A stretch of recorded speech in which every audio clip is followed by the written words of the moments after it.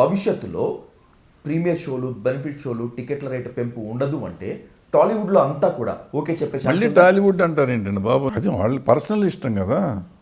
Okay. ఇప్పుడు personal ఎవరి personality వాళ్ళది కదా. ఇప్పుడు నా ఇష్టం అయితే నేను చేసుకుంటాను, నాకు అవకాశం ఉన్నప్పుడు నేను తెచ్చుకుంటాను, తప్పే ఉంది. ఇప్పుడు నాకు అదనంగా ఇంకొక 100 కోట్లు తెచ్చుకుంటానంటే అవకాశం ఉంటే తెచ్చుకుంటానికి ప్రయత్నం చేస్తారు. అది తప్ప ఒప్ప, సమాజంలో దానికి రెస్పాన్సిబిలిటీ ఉందా లేదా అనేది అది వేరే డిస్కషన్. అది that discussion is different, totally different. అవకాశం ఉంటే డబ్బు సంపాదించడం తప్పేంటి అనేది ఒక ఆర్గ్యుమెంట్. అవకాశం ఉన్నా నీకు సామాజిక స్పృహ కదా, ప్రజలకు అందుబాటులో ఉంచు అనేది ఇంకొక ఆర్గ్యుమెంట్. ఎవరి ఆర్గ్యుమెంట్? నేను వ్యాపారం కోసం సినిమా నేను వ్యాపారం కోసం తీస్తున్నా కానీ సమాజం కోసం తీయట్లేదు. నువ్వు వ్యాపారం కోసం తీసినప్పుడు వ్యాపారం డబ్బులు సంపాదించుకుంటున్నాను. నీకు సామాజిక స్పృహ ఉండాలి కదా, నా బొట్టుడు ఎవడన్నా అంటే సామాజిక స్పృహ కోసం రేట్లు పెంచకుండా ఉండొచ్చు కదా అని ఇంకో ఆర్గ్యుమెంట్. పెంచుకోవచ్చు, అక్కర్లేదు, నాకు చాలు అని ఎందుకు అనుకుంటారు? నాకు వేరే సినిమాలో పోతే నువ్వు ఇస్తావా అని అడుగుతారు.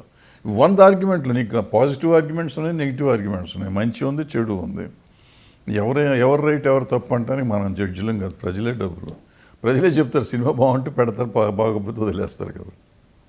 పెంచిన సినిమాలన్నీ చూడతారని కాదు కదా. అవును సార్.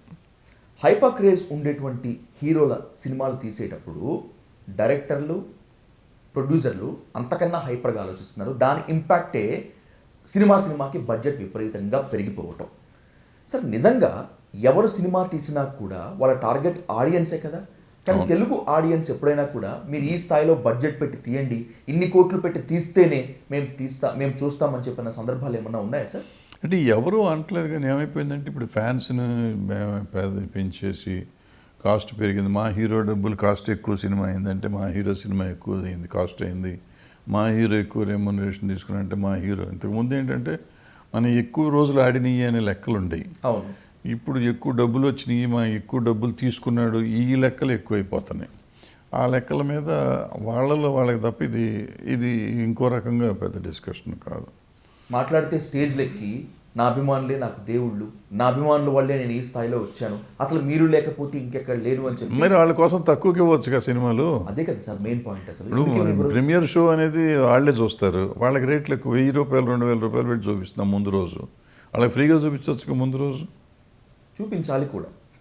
చూపించాలంటే ఫ్రీగా ఎట్ట చూపిస్తారు కానీ డబ్బులు నార్మల్ రేట్ సినిమా తీసి. అవును, నార్మల్ రేట్ కన్నా చూపించాలి, అది చేయట్లేదు కదా.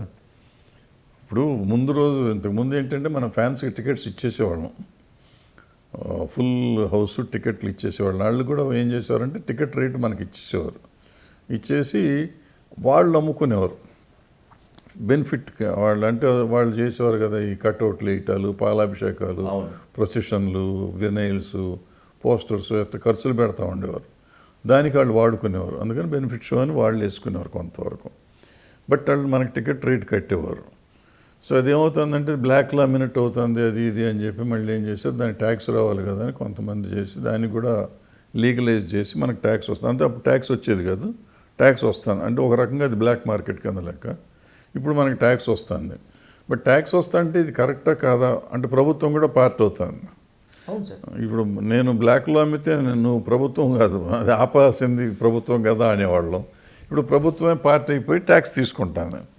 సో న్యాయం ఏది కరెక్ట్ కాదనేది గవర్నమెంట్ ఆలోచించుకోవాలి.